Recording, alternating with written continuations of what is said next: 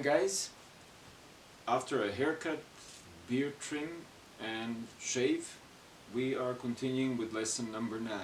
We're going to be talking about some dominant chords, the dominant chords with the root note on the 5th string, on the A string. But I would just like to go back for a moment to the A minor that we learned in the first lesson. So this was the A minor, if you remember. And now if you just take the 3rd finger and move it to the 3rd fret of the A string, of the 5th string, you get a C major chord. Okay? So that's one more of the basic chords that you should be familiar with. Now if we add the 4th finger here, we get a dominant 7. This finger, the 4th finger, is a B flat actually, and that is the 7th of the C chord, the dominant 7th.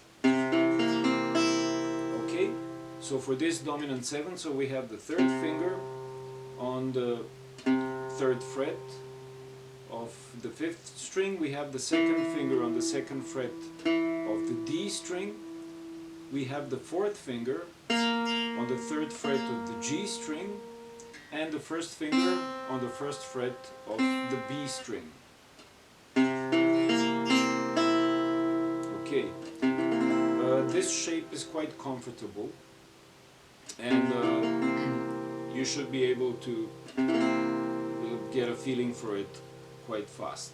So now this is the C, and then again, as we talked about the fretboard, the notes on the A string. So you have a C here, then you have a C sharp, D, D sharp, E, and so on. So you just move the same shape. For example, you want a D dominant 7, so that's on the 5th fret here of the A string. Alright, but you're strumming only the middle 4 strings. So this one is muted, usually with the thumb, and this one, the E, is muted also mostly with the 1st finger. So the 1st finger is just a little bit more flat, so you're muting the 1st string. So you're playing only these 4 strings. So these are your dominant 7s with the root on the 5th string, on the A string. Now if you remember, we have a shape that is very often used in gypsy jazz, is this one. We had this dominant, E dominant 7 that we talked about. When we talked about the A minor 6, we talked about this E dominant 7. So it's the same thing.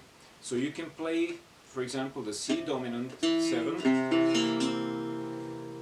here, but you can play it with this shape also. And this shape is used often because it's for the rhythm guitar. It's very convenient. You're playing the 4 thick strings, and there's more force and more growl in this than in this. This version has more mids and highs, and this one is like low and mid. So it is very often used in rhythm playing. So it's the same. So you can. So you have this dominant 7 shape, and you have this one. So this one you have 5, 1, 3, and then the 7 here. Alright? So the 2nd finger is covering both of these strings. The 1st finger is here, and then the 3rd. And you're placing them, especially these two, kind of flat on the strings. The 2nd especially, because it needs to cover 2 strings. So this will take some time for you to get used to covering two strings with one finger,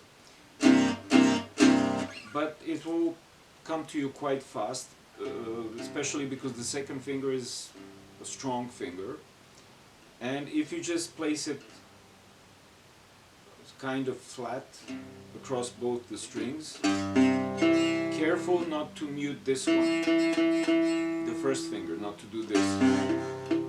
Okay? So here you also have, now you're following this note for the root note.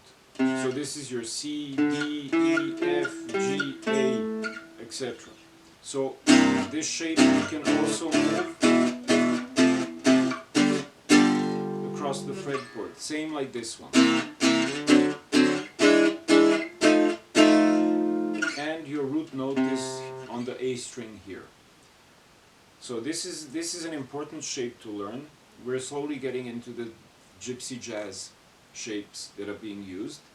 We'll talk afterwards about the dominant sevens that have the root note on the sixth string, on the E string.